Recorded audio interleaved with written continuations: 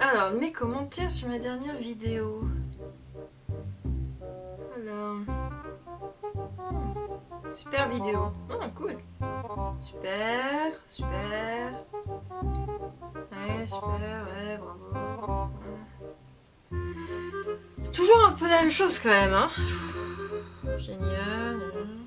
Ah, ils sont gentils, ils sont gentils. Ouais. Quoi? Et je crois qu'il y a Béa qui a fait son grand retour. Mais qu'est-ce que c'est que ce bordel?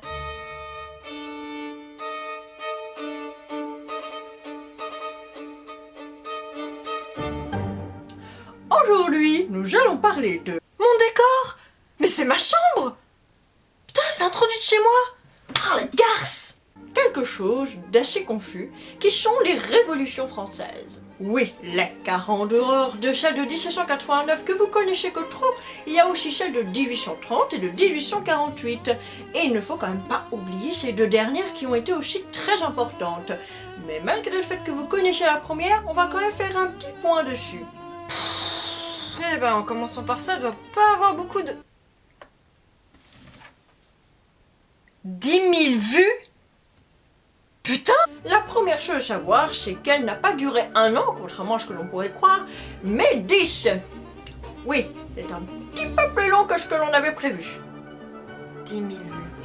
Le 5 mai 1789, Louis XVI et son premier ministre Necker ouvrent les États généraux pour consulter les trois ordres, la noblesse, le clergé et le tiers-état. Puisque la France n'a plus un sou en poche, il va bien falloir trouver une solution par rapport aux impôts. Mais le tiers-état, justement, en a marre d'en payer. En a marre de sa minorité face aux deux autres ordres qui veulent toujours maintenir leurs privilèges et donc ne pas payer d'impôts. Le 11 juin, le tiers-état décide de créer sa propre Assemblée nationale représentative du peuple français. Le 20, le fameux serment du jeu de paume survient et alors la Constitution française est créée. L'État et le roi vont essayer de les dissoudre sans succès, ils vont même empirer les choses en renvoyant Necker le 11 juillet 1789 que le roi juge un petit peu trop proche de l'Assemblée nationale. Très apprécié du peuple, cela vient bien évidemment envenimer les choses. Camille Desmoulins appelle le peuple à se révolter contre le roi et le 14 juillet, bien évidemment, la Bastille est attaquée. Et vu le nombre de défenseurs qu'il y a, ils vont tous être massacrés. Si vous voulez en savoir plus, vous pourriez regarder la vidéo de Nora Million. Oh, bah, oh, elle est sympa. Qui est absolument déplorable, donc je vous conseille d'autres vidéos. Hein. Je retire ce que j'ai dit, espèce de garce. Cette prise de la Bastille va bien évidemment avoir des grandes conséquences sur le pays, surtout que le roi ne sait pas du tout comment réagir, puisqu'il aimerait arrêter la révolte, mais ne veut pas non plus faire couler le sang du peuple. C'était quand même un bon roi. Et bah t'as qu'à faire un épisode avec Stéphane Bern si tu l'aimes autant. Les nobles vont donc s'exiler, les seigneurs ont un petit peu peur pour leurs conditions, et en attendant, le peuple réforme. Le 4 août, c'est l'abolition des privilèges, et le 29 août, la déclaration des droits de l'homme et du citoyen. Mais comme le roi n'a pas l'air vraiment d'approuver, les femmes décident de marcher sur Versailles et de réclamer du pain. Et donc de contraindre la famille à s'échapper et être emprisonnée aux Tuileries. Alors il y a eu la fameuse phrase où Marie-Antoinette aurait dit « S'ils n'ont pas de pain, qu'ils mangent de la brioche ». Cela a été totalement inventé par Rousseau, hein, donc aucune vérification historique de ce côté-là. J'aurais pu dire ça dans une de mes vidéos, hein. Entre 1790 et 1791, la révolution continue. Les biens du clergé sont retirés entre-temps et la position des sans-culottes est affirmée, appelés ainsi puisqu'ils portent un pantalon et non pas une culotte, comme les aristocrates. Le 21 juin 1791, Louis XVI et sa famille décident de s'enfuir à l'est, mais ils vont être arrêtés à Varennes, les rendant encore plus impopulaires. Le 1er octobre, la Constitution est votée, et Louis XVI n'a d'autre choix que d'accepter les réformes de l'Assemblée nationale. Mais soutenu par d'autres pays, soutenu par les membres du clergé, cela mènera à de nombreux affrontements en 1792 entre le peuple français et les populations étrangères. Et le 10 août, la famille est emprisonnée au Temple, écartée de tout pouvoir et réduisant en néant la monarchie française. Et là, ça va être la merde. Oh, et ben ma petite Béa devient vulgaire. 20 janvier 1793, Louis XVI est condamné à la guillotine. Le 11 mars, les Vendéens royalistes vont commencer à se révolter, ce qui va mener à une guerre civile absolument terrible. Le 28 mars, le tribunal révolutionnaire commence à condamner de plus en plus d'opposants à la République. Et le 6 avril, Robespierre est à la tête du gouvernement. Et vous savez ce qui va suivre? C'est la terreur. Ajoute une musique dramatique, ça en fera plus comme ça. 20 000 exécutions sous l'ordre du nouveau chef du gouvernement, dont de nombreux membres du clergé et bien sûr Marie-Antoinette le 16 octobre. En 1794, le peuple doit faire face à tous les autres pays qui se méfient de la Révolution française qui commence à étendre ses idées. Et alors de nombreuses personnes vont être exécutées, même des amis de la République comme Camille Desmoulins qui avait lui-même lancé la Révolution. Et accompagné de d'autres facteurs, Robespierre lui-même sera guillotiné le 27 juillet 1794, menant fin à la terreur. Mais ce n'est pas fini. En 1795, les monarchistes vont profiter pour essayer de reprendre le pouvoir, mais vont être très vite arrêtés par le jeune Napoléon Bonaparte. Et là, une nouvelle constitution sera signée, et c'est là où intervient le Directoire, un régime où 5 républicains convaincus vont être décidés à réprimander les monarchistes. Entre 1795 et 1799, et suite aux nombreuses guerres qui ont ruiné le pays, le Directoire va essayer de faire rentrer de l'argent dans les caisses, avec des campagnes étrangères, dont certaines menées par Napoléon lui-même, mais tout ceci sans résultat. Le Directoire étant très mal vu, les révolutionnaires modérés ont décidé de faire un coup d'état, et c'est Napoléon Bonaparte qui sera désigné, et en 1799, il met fin au Directoire pour mettre en place le consulat. Oh putain, c'est enfin fini.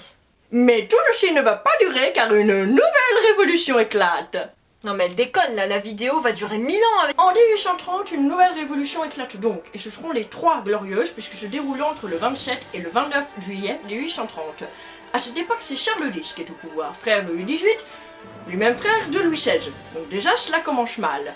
Charles X décide de changer la constitution le 25 juillet, et les gens sont plutôt en désaccord, donc il va y avoir un dressement de barricades et de nombreux affrontements. Charles X est donc contraint de fuir, à l'image de son frère quelques décennies auparavant, et c'est Louis-Philippe Ier qui sera désigné à la tête du gouvernement comme roi des Français, puisque, comme Louis XVI auparavant, il est en accord avec la Constitution. Ce sera donc la monarchie de Juillet.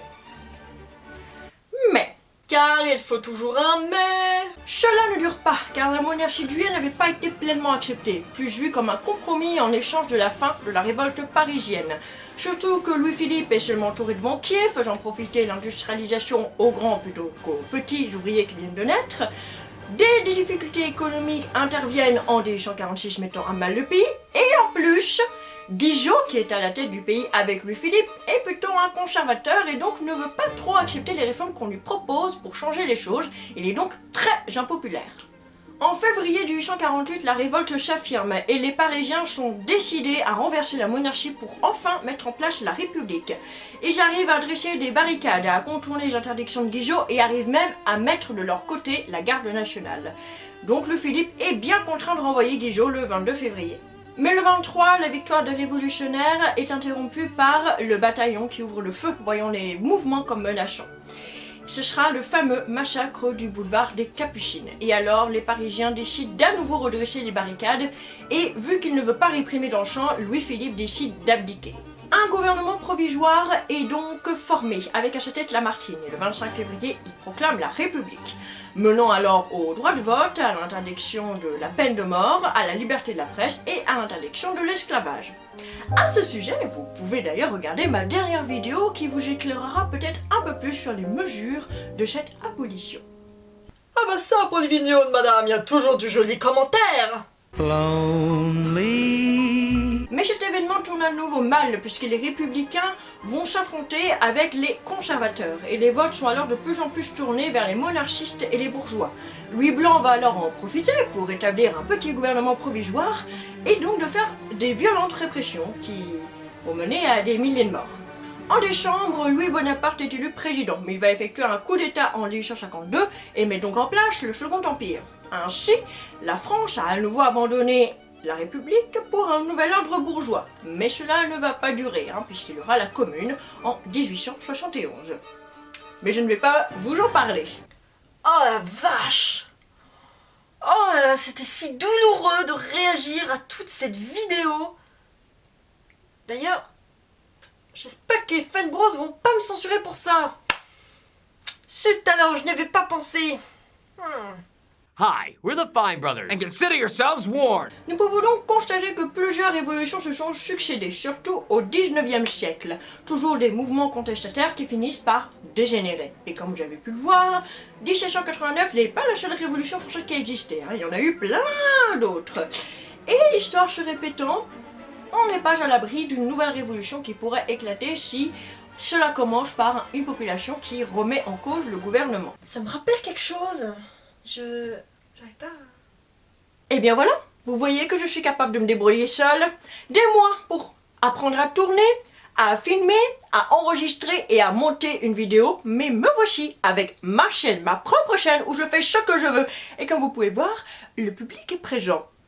Alors j'espère que vous ne regretterez pas trop de ne pas m'avoir accepté auprès de vous. Béa est de retour. Alors comme ça, Béa est de retour. On va voir ça. Je veux faire l'amour à du fromage de chèvre. Oui, ma vidéo, elle a été supprimée. Ah bon? Pour propos diffamatoires et réclamation de droits d'auteur et choses encore que je n'ai pas compris et qui ne sont pas en accord avec les politiques YouTube. Oh, c'est dommage. C'est vous qui l'avez fait. Non, c'est YouTube. J'avais réussi. Je sais, Béa, je sais, mais faut faire face à du réalité qui est inutile. Je m'en fiche. Je reviendrai. Je ferai une autre vidéo. Oui, de toute façon, je sais, hein, puisque vous êtes entré par effraction chez moi. Mais pas du tout. Ah oui. Qu'importe. Je reviendrai quand même. On va voir ça.